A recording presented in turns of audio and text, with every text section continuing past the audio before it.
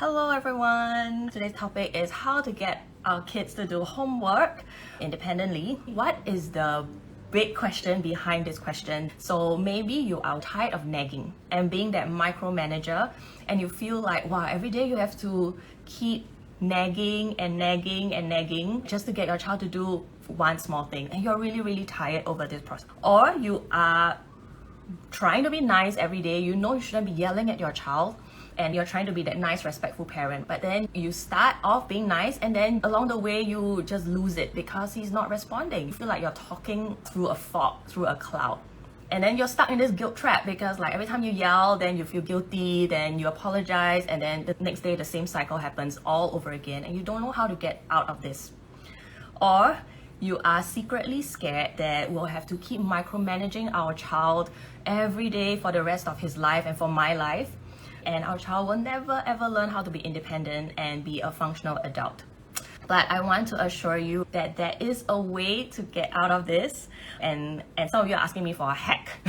But I want to give you something better than a hack. Today I'm going to give you my 4-step framework that you can apply to any situation to help your child become independent.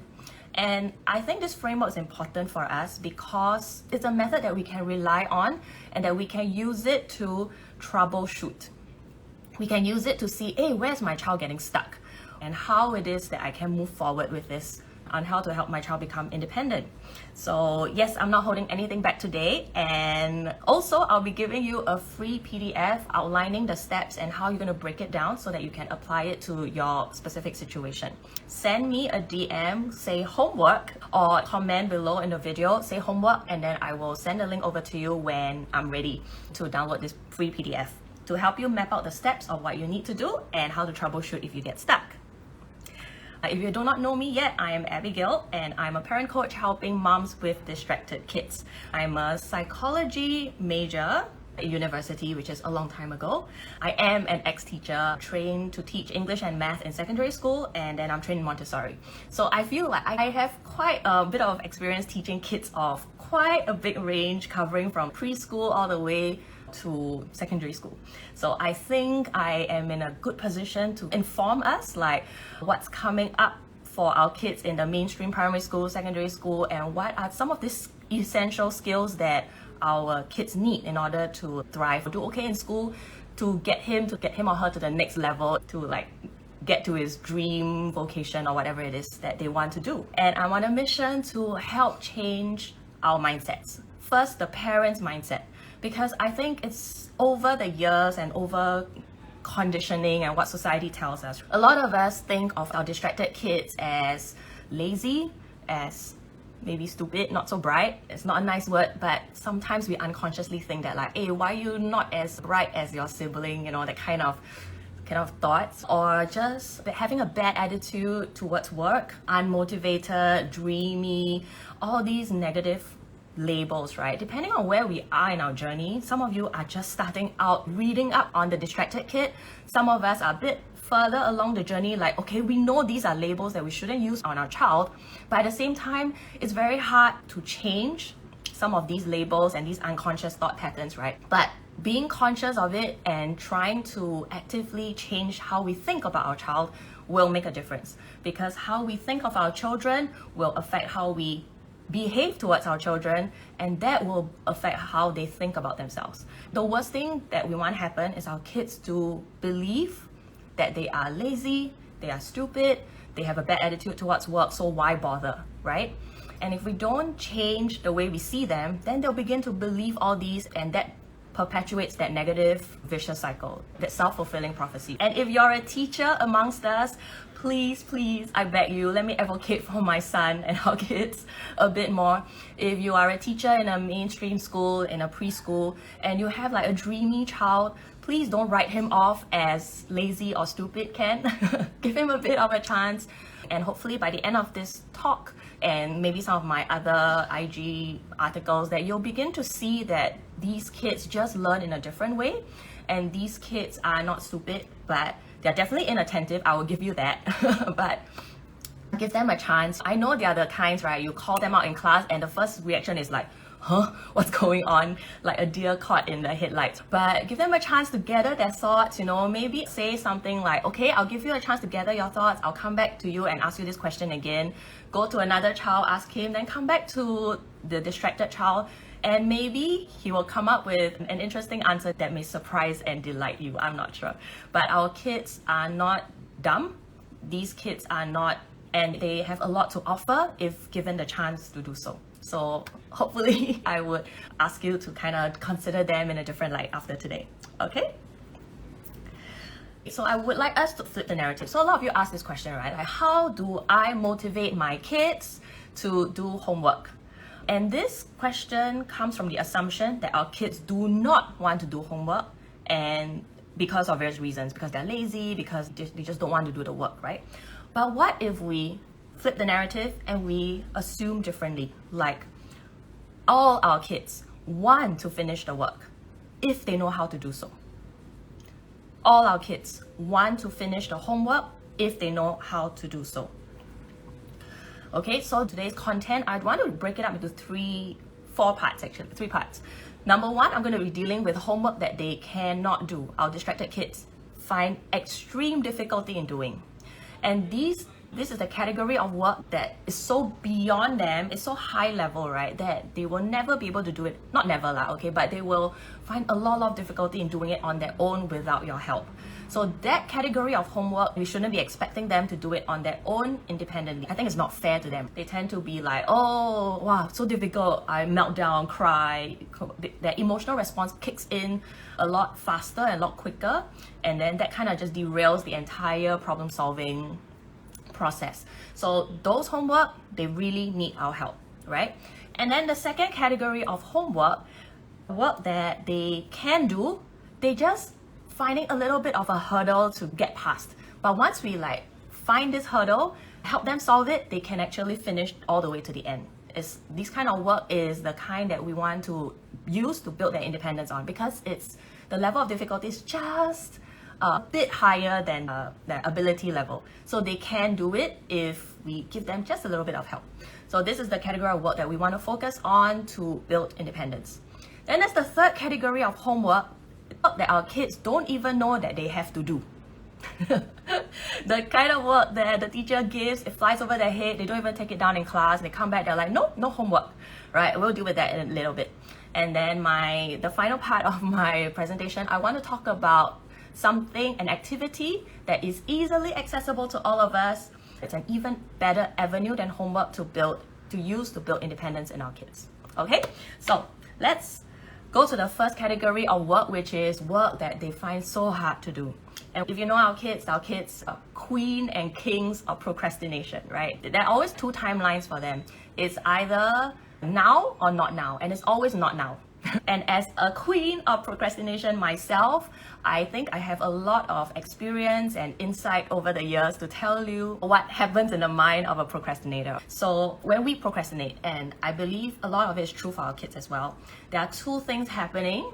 Is that I procrastinate because I can. There is a time blindness. Time blindness means we cannot see the passing of time, and we always think that we have enough time. We have a lot of time to do this later. And the second one is pain avoidance. Something about the assignment is causing us a lot of pain. Either the assignment is too big, or I have to go and talk to a friend I don't want to speak to get the project done. It's just something that bugs me and I don't want to deal with the pain right now. Okay, so pain avoidance. And there are some experts of time management, and they write on procrastination, right? They say procrastination is not about time management. Procrastination is about pain management. So if we can find the pain that our kids are avoiding, then we stand a better chance of helping them overcome that pain and then get on with the work, and then help them see that, hey, actually it's not so bad. You are competent, you are confident. Whatever you're fearing isn't that hard, right? So I think as parents, I think we have the duty to at least keep an open mind as to what is causing our kids pain. And it's not just as simple as, oh, the writing assignment is too difficult for my child, that's causing him pain. Yes, but dig deeper, and you may find that this pain can be things like fear. The fear of being incompetent, or the fear of failure, or for a lot of our kids, a fear of getting it wrong, and then mommy will come and say, erase everything. Let's redo the assignment. I think that's their ultimate nightmare. It's like, no, I spent so much effort and you're making me erase stuff. So I think this bears us coming to understand our kids a little better as to what exactly that's just so painful for them. So from working with my members and of course on my own kid as well, these are some of the kinds of homework that our distracted kids really find a lot of difficulty in. Number one is repeated writing, 习字. For Chinese, Chinese, you have to have like 10, 12, 20 boxes, right? You have to write the same word 20 times. Wow, those are really terrible for my son. And to us adults, it seems very easy, right? Write only what? Just repeat. It's not like asking you to write a composition where you have to have your creative juices running, right? But for our distracted kids, and the way their minds work is that boredom is their kryptonite. Anything that is repeated and they don't see the relevance of why they're repeating it is just so painful for them. And then second thing is, of course, writing compositions. Why? Because our kids have poor forecasting skills, poor visualization skills. So when they cannot visualize the end of the composition, they cannot visualize the start. Then if you cannot visualize the start, how do you even start writing, right? Then of course we ask them, oh, then you plan your composition. But of course they are poor in planning in the first place. So that doesn't help them solve the problem. Again, math problems also. Number one is the language, right? The language is so convoluted that even ChatGPT cannot solve, right? And then how do you expect our primary 1, 2, 3, 4 kids to decipher that math language? And then again, visualization problems. If I cannot see what the end model looks like, how do I even start drawing the model? Cannot, right? And then anything Chinese related, anything mother tongue related, usually is very, very hard for our kids. And not just our distracted kids, even the neurotypical kids also find it very hard, mainly because of their lack of foundation. So every new word that they learn in school is their first time seeing this word. And so it's just jargon to them that they cannot fit anywhere in their mental structures. So definitely it's hard for them. These are a few of the categories of homework that our kids will not be able to do on their own. So let's come back to the second area of work, which is what we want to focus on today, right? How can we use this category of work that the kids can do on their own? Maybe they are very good at math. So like simple math problems, they definitely can finish very fast on their own. Or maybe things like multiple choice questions, things like that. But you still find that, hey, even these tasks, they cannot get started and they procrastinate and procrastinate and procrastinate. And this is because our kids have something called like task initiation problems. Again, it's part of their visualization problem. When they cannot see the end result, then they cannot start. So what I do with my kids is something I call afternoon automation. Or if you're a working mom, you only see your kids at night, then you can call it evening automation. Basically, I want to list out a whole series of steps. Call it a routine. I know some of you don't like this word, but it's really a routine of steps that we do with our kids every day until it becomes an automated part of their routine. Think of it as a domino system, right? What is that prime block that the moment you hit it, it has a cascading effect on the rest of the blocks? That's the main trigger that we want to focus on for our kids.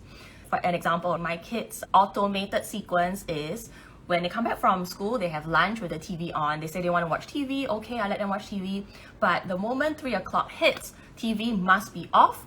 That's my prime domino block. If the TV is not off, everything else doesn't fall into place. All the other domino blocks do not fall down.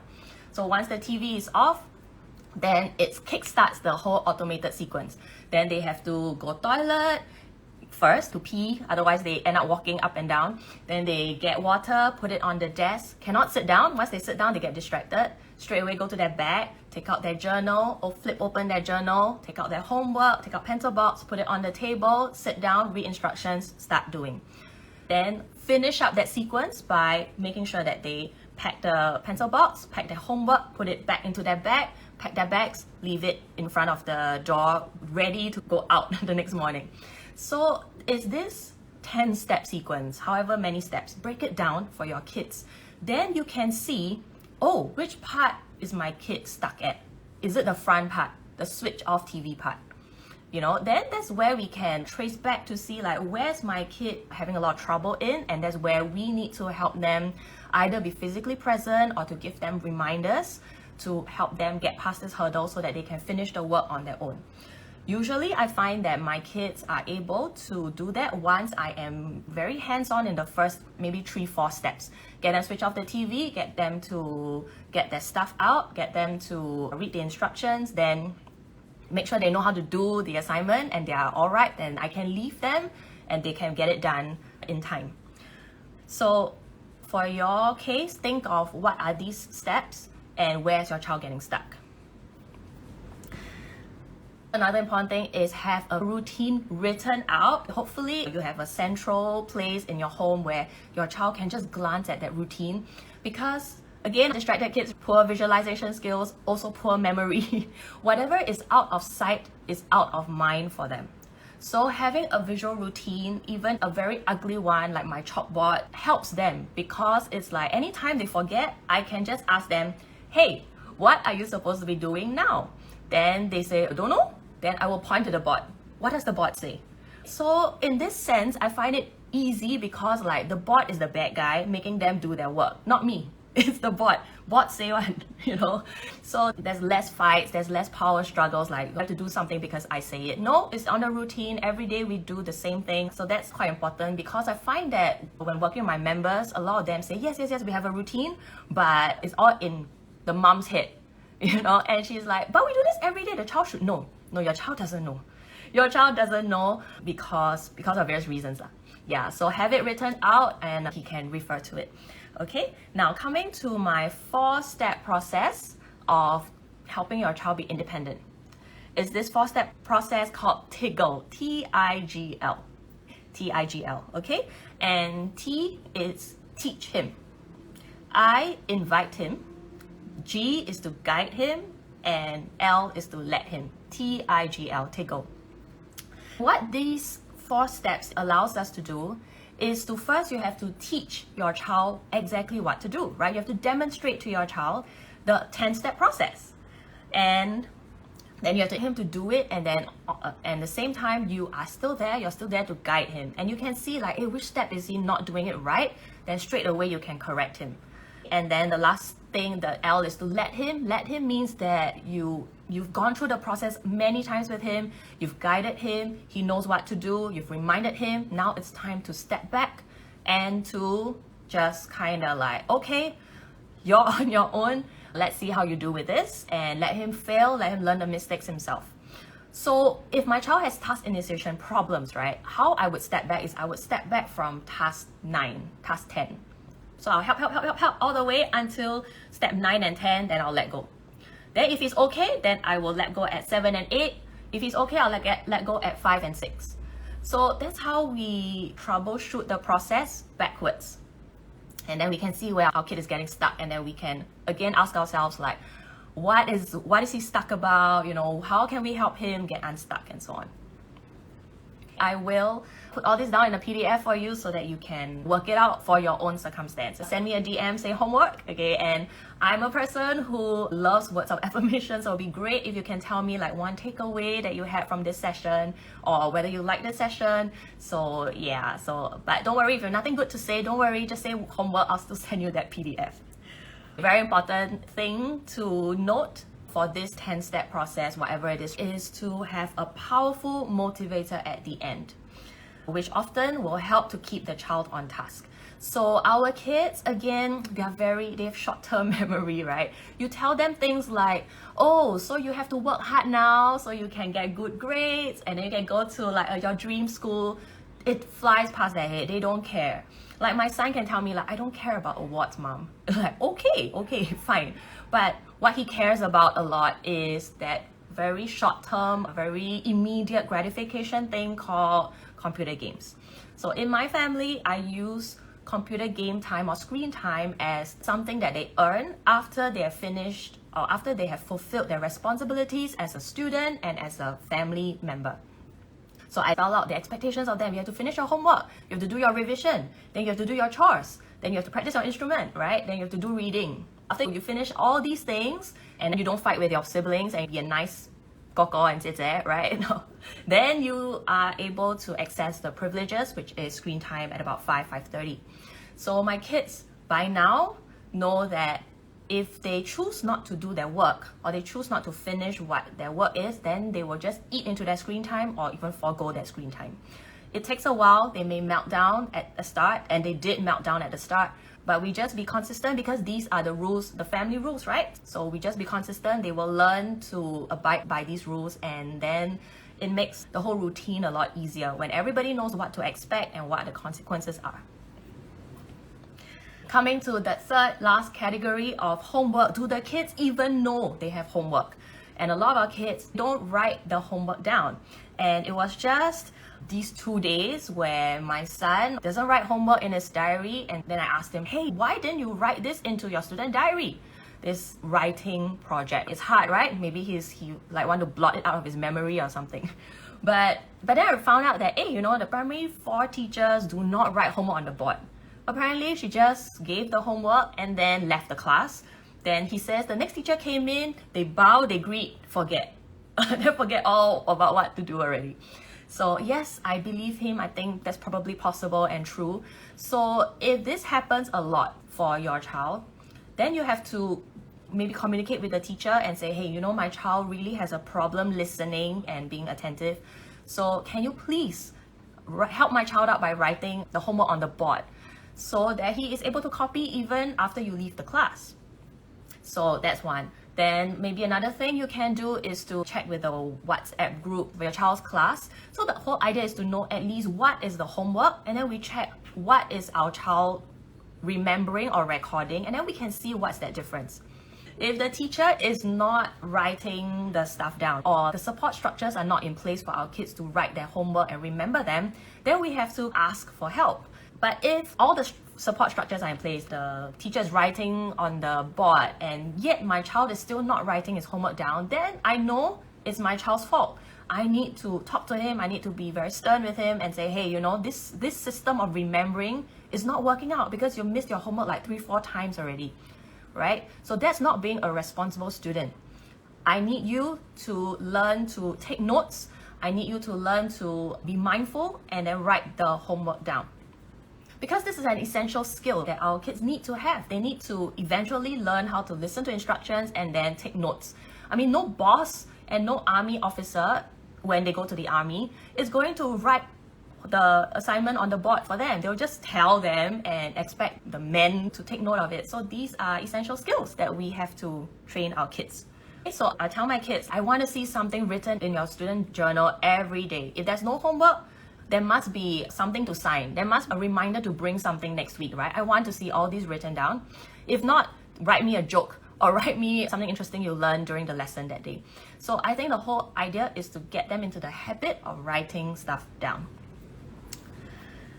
So a quick recap is, number one, we talked about mindset of our kids, about our distracted kids, that we want to try to consider from their viewpoint what exactly is making their homework hard for them. And it's not that they are lazy, they want to do the work, but they just are running into some difficulties. Then number two is having a visual schedule, break it down into all the minute steps, and then we use the TIGL process, TIGL, to train our kids for independence by them the steps, inviting them to do the steps, guiding them through the steps, and then finally, number four is to let them do the steps on their own. And then the third thing we spoke about was to improve on the mindfulness, which is to take down notes, take down the homework so that they are able to come back and do the homework, even though it's very painful for them. And I mentioned earlier that actually homework is not the best way to train our kids for independence. I mean, definitely we want our kids to be able to independently manage their homework, that's for sure. But it's variable, and it's hard to say like, oh, today you can do this homework, so I expect you to be independent. Tomorrow you cannot do this work, so I give you a bit of help. I mean, of course you can do that, but ideally, we want to have something that the kids can do every time consistently, so that you're able to use the TIGL framework to to train for independence, and then you can let go slowly. And I give an example, and I think this is something that all of us can do. It's available to all of us, and we can do immediately, like this weekend or tomorrow. And that is chores. Homework is variable, but chores are constant. The steps are constant. How to wash the laundry. 5-step process. For my family, all my laundry is very easy. I make sure that the color won't run and they're all cotton. So I just throw everything to the washing machine, click a few buttons. In fact, just one button because it's pre-programmed. And then once the washer is done, they have to put the clothes into the dryer, press the button. After it's done, take out the clothes, put into the basket. And so this is like a 5-step process that is constant. It happens all the time. It's the same every single time. So my son is now the laundry manager. And every Tuesday, Thursday, Saturdays, he will be in charge. He'll be doing the laundry with this 5-step process. Of course, he sometimes gets stuck, like very common. After he puts the laundry in to wash, then he goes play his computer games, then he'll forget about putting in a dryer. So this is where I'm still working on him to set up reminders. Like I'll ask him, how do you want to stop this situation from happening again? Like leaving the clothes in the washer for hours before to stew and smell before you take them out to dry. Then there was once he said, okay, I'll sit next to the washing machine and read a book for like 20 minutes. And then once it's done, he'll put them in the dryer.